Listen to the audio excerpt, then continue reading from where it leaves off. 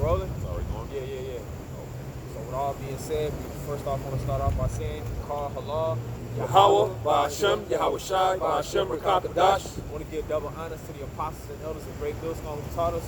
Also would like to say peace and salutations to the hopeful elect, the Akim that's pushing his word in all sincerity and faith throughout the four corners of the earth. You know what I'm saying? I mean, prophecy, we can never get enough of it because that's what's relevant to the day. Right. Through the men of the Lord who have been bestowed with these prophecies, speaking the things before they happen, you're seeing things happen in America, man.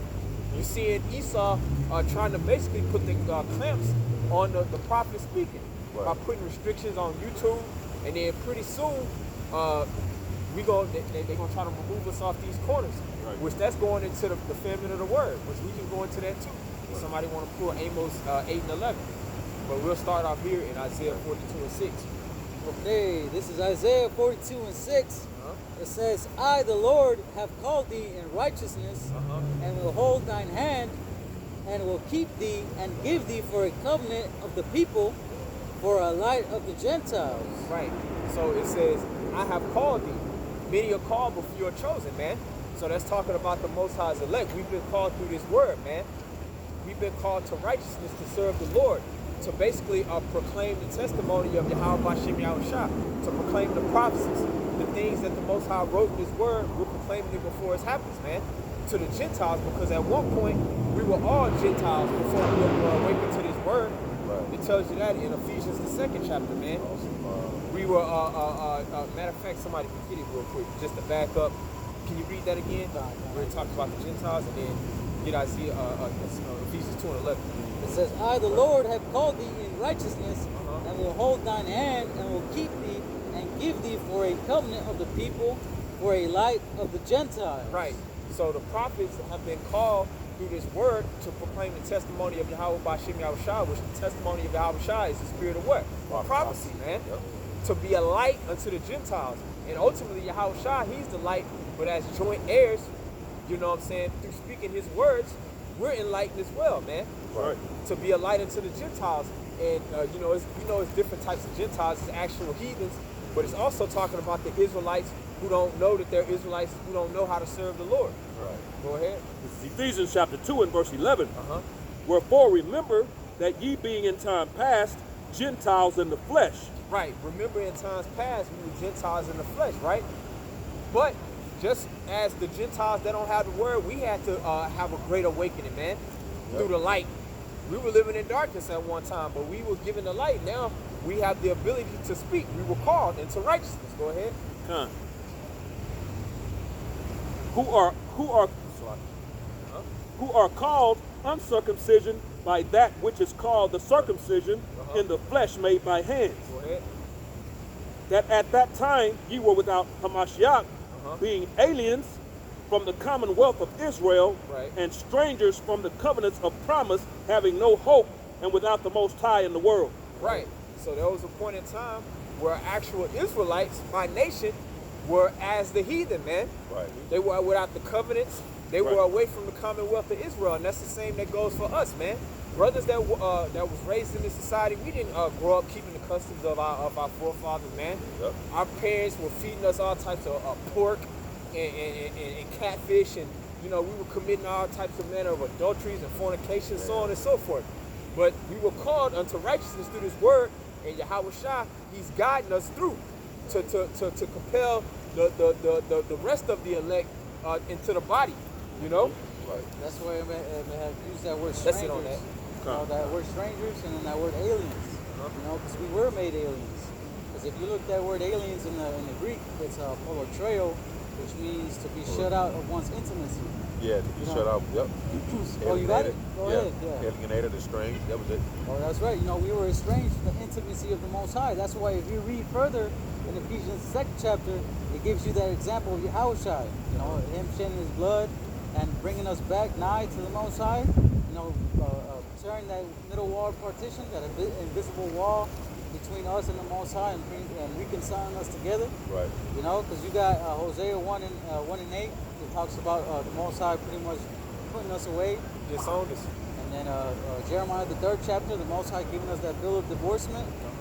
That's why the brother had made that point, man. We were estranged at that point from Yahweh. Right. You know, that's why Yahawashi had to come in the picture and pretty much become that mediator. And it goes into that Ephesians 2nd chapter. Right. And this was all part of the prophecy too. You know, there would be a falling away, but then through the word, we would be stirred back to remembrance. Right. But we knew these things before, man. You know? That process is happening right now, all through the spirit of this word going out, man. We're hopefully, hope this word, this light falls on the ears of the rest of the elect part of the body, so they can come into this flow, so we can get the hell up out of here. That's right. Continue. I want to finish this. Oh, okay, Don, I got you. It's more on that. So this is back in Isaiah. It's back in Isaiah. What was it? 42 and 6. 42 and 6. I, the Lord, have called thee in righteousness, and will hold thine hand, and will keep thee, and give thee for a covenant of the people, for a light of the Gentiles, to open the blind eyes, to bring out the prisoners from the prison, and them that sit in darkness out of the prison house. Right, and the scripture tells you in St. John that the truth shall make you free, man. Before we had this truth, man, we were slaves. We were in the prison of our mind, man. And that's not to sound like the nigga Denzel on that Malcolm X movie, but it's true. You know? Right. Before we had this truth, man, we were basically prisoners to the ways of this society, to the ways of Satan. I got a precept. Go ahead, huh? Okay, this is Luke chapter 4, verse 18. The Spirit of the Lord is upon me, because he hath anointed me to preach the gospel to the poor. He hath sent me to heal the brokenhearted, to preach deliverance to the captives, and recovering of sight to the blind, to set at liberty them that are bruised. Right, and that basically that's the precept to that is in Isaiah 61. You know what I'm saying? To proclaim liberty to the captives, man. And the way that we're proclaiming liberty to the captives is through this word, man. You know, we know who we are now. That's why Esau really, through that prophecy in Revelation 12, Satan is gonna have great wrath, because he knows that he has a short time. He don't like the fact that we waking up to who we truly are. Right. That restores a sense of confidence in us. You know, we're free because we have this truth. That's why we don't move like the rest of these people move. We will move with a sense of urgency and confidence in the spirit of the Lord, and more so because we have the prophecies, man. We have the know-how and the instructions of what's gonna happen before it's gonna happen. You know. Go ahead, that's why I say right there in verse 7, to open the blind eyes. You know, because that goes back to Romans the 11th chapter. You know, that what then Israel hadn't obtained what they seek for, but the elect have found it, and the rest were blinded. You know what I'm saying? So the Most High had opened the eyes of the elect, those chosen select few, like the brother went into in Matthew 22nd chapter. Many are called, but few are chosen. You know, so it's that's why it's a good point to make. Especially you brothers that like to be on social media and everything, like, you know, posting precepts and posting videos. We're not out here trying to save everybody. Exactly. Right. You know, it's only for those that the Most High has chosen, you know, that have been prescribed. You know, because the word knowledge, in I forget what I think it's in Peter somewhere, but the word knowledge in the Greek, it pretty much goes into something prescribed to. You know, like when a doctor prescribes medicine to you, Right. you know, it's something that's not prescribed to the general public. Right. You know, so it's only prescribed to a select people, you know? Right. And that's what No, I was just gonna say a simpler way to just define knowledge. It just means to know. Because on the contrary, the opposite of to know is what to be ignorant. To be ignorant means to not know. You know, and the Lord put the Spirit on some to not know. They're in complete darkness. They don't know how to see their way in the valley of the shadow of death, in the land of darkness. But we have we have the light, so we can see through the land of darkness. You know. Right. Proverbs the 4th chapter. You know that lamp being that wisdom, knowledge, and understanding. Word is a lamp. Yep. You know, to guide us. You know what I'm saying? Yep. But back in Isaiah 42 and 7, to open the blind eyes, to bring out the prisoners from the prison, and them that sit in darkness out of the prison house. That's right. To them that sit in darkness out of the prison house through this word, man, which is ultimately YAHAWASHI, you know. And the Spirit has to be put on you to basically wake up, you know, to have that eye salve that it talks about in Revelations the 3rd chapter. Right. You know. Go ahead. Verse 8. I am the Lord, that is my name, and my glory will I not give to another. Like you were just saying, it's a selective process, man. The Lord is only dealing with a chosen elect. He ain't gonna give his name to another, meaning another nation, heathens, or to the 2/3, man. He's only dealing with his elect. The Lord ain't even dealing with the whole family of the nation of Israel right now. That's right. You know? Go ahead. And my glory will I not give to another, neither my praise to graven images. Right, neither my praise to graven images, man, because we serve a true living power, man. You know? Go ahead. Verse 9, it says, behold, the former things are come to pass, and new things do I declare. Right. So there's a lot of former things that have come to pass, man.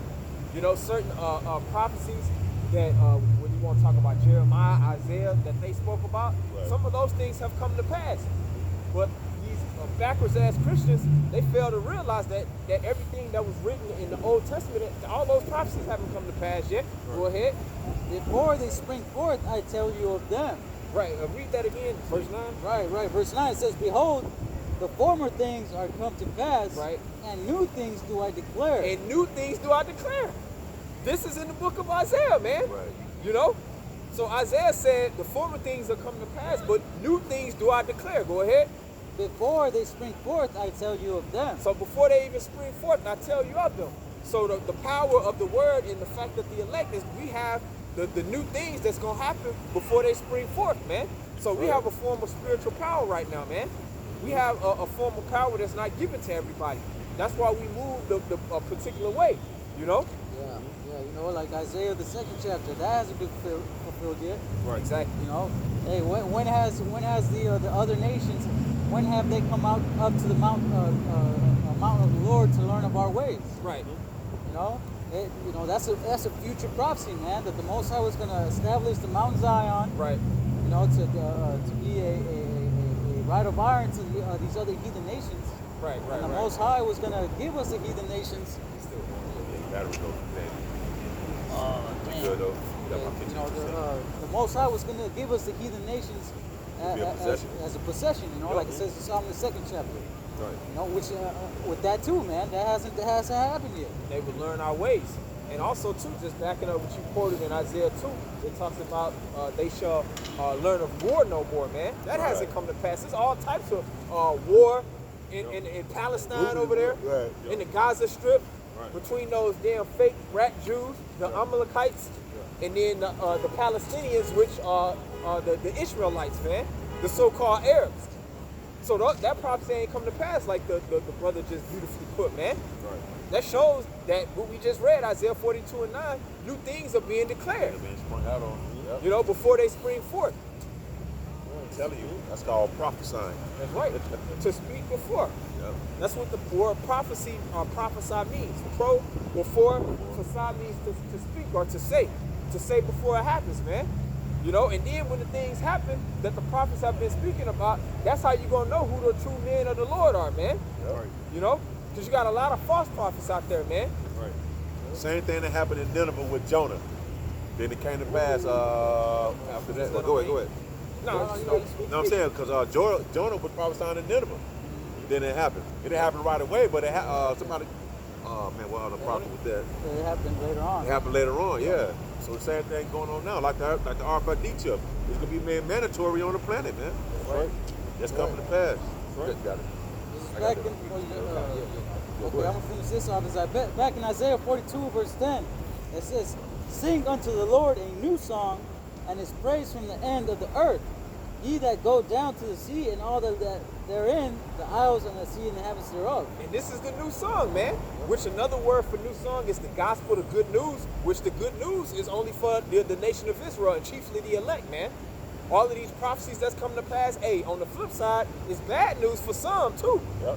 Like when we say, hey, according to the prophecy, like it talks about in Isaiah 14, you know, there's going to be nation of people, chiefly the Edomites, that's going into slavery. That's right. Revelation 13, 9 and 10, he that leadeth into captivity shall go into captivity. So it's a new song, which is good news for some, but on the flip, it's bad news for others, man. Somebody got to receive it. You know?